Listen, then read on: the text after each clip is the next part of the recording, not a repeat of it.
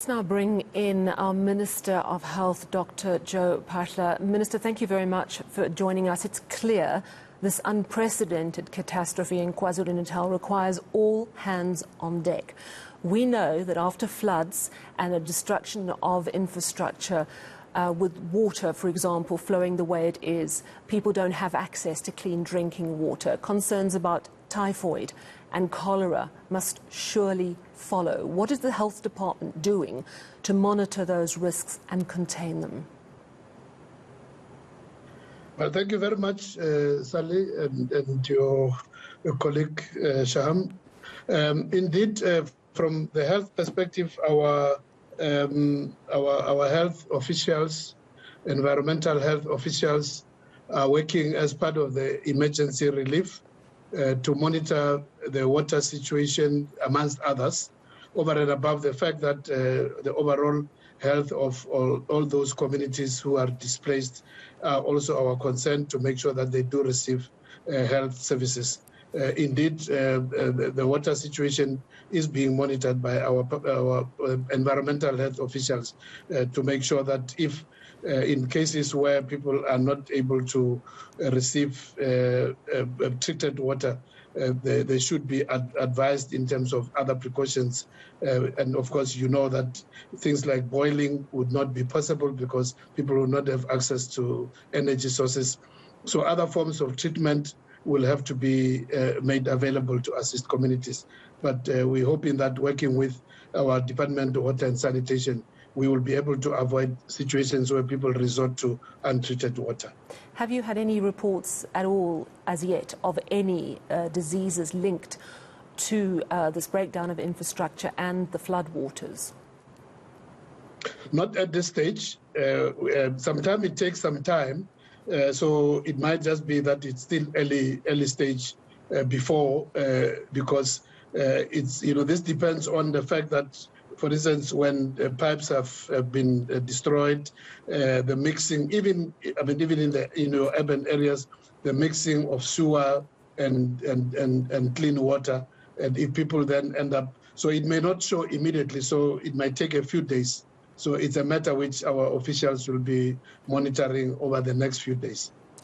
One of the things that was raised, one of the concerns raised, was Nursing Union Denosa said a little earlier on eNCA that accessing hospitals is a real concern because many of the roads are still blocked. We know that authorities are hard at work to try and clear those roads, but can you update us on the situation in the hospitals in the areas most affected by the flooding? Well, fortunately, up to this stage, the actual health facilities have not been, damaged. So the main problem is in terms of access roads. In some areas, the very same problem of access to clean water, of course, does affect public health facilities. It has not been to the extent that it has rendered any of our health facilities unable to function. So the main issue really is that of access roads to those health facilities.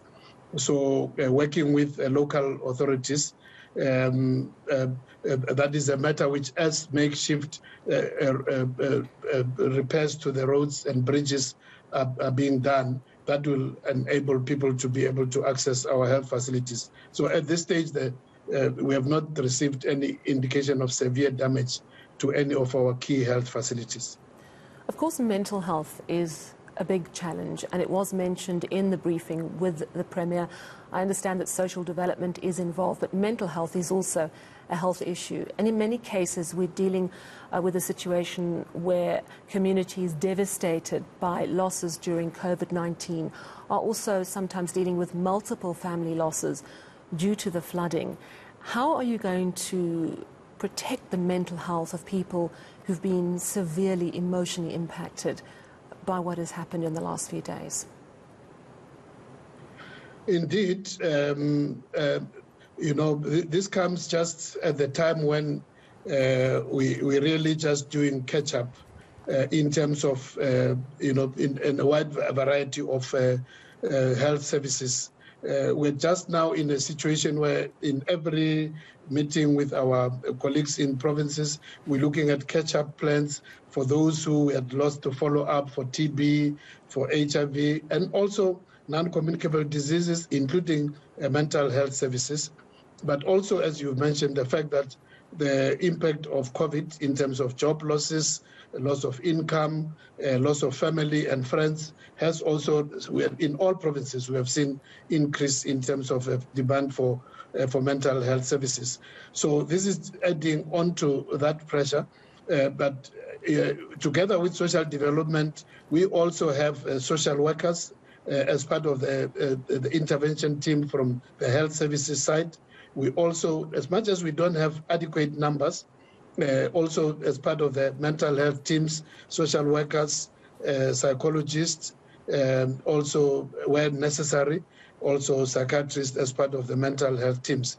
So the reality is that we have to look at additional human resources, especially in the hard-hit areas, because it's not just the physical infrastructure which has to be taken care of, the physical loss for people, but also the mental anguish. So it's an area which we'll be working with our colleagues in KZN to look at deployment of additional professionals to assist the families who are in distress. Minister, obviously the health and well-being of people in KwaZulu-Natal is top of mind for you, but also today you've announced that there's an extra week to comment on these new regulations that fall under the Health Act, which are replacing the state of disaster which recently ended. I just wanted to ask you about the complications that might arise out of this. We've heard some suggestions from people like Herman Mashaba of Action SA that they might challenge some of these new regulations. You don't have a lot of time to get this sorted out. If you don't meet the deadline, which I think is just a couple of weeks away, will that push us back into a national state of disaster? Hopefully not, and we don't think we would want to go that route. We hope that, I know that South Africans are a very litigious society. We just hope that in the interest of public health, all those who are threatening legal action do consider the fact that these are not regulations for the benefit of any individual or any group or any aspect of government. Contrary to, even in today's meeting, I tried to reassure fellow members of parliament that this whole fear of some, desire by the Minister of Health or cabinet or a president to want to control people's lives, that fear is really unfounded. All that we're trying to do with the measures available to us in terms of the laws passed by parliament is to make sure that in the interest of protecting the public from the real threat of, an upsurge of COVID, that we must have some tools to guide the public, as we have done over the last 2 years. So we are hoping that the threats don't materialize, but if they do, we will also have to use the same legal, avenues to try and make sure that we can still be able to implement our responsibility for protecting the public.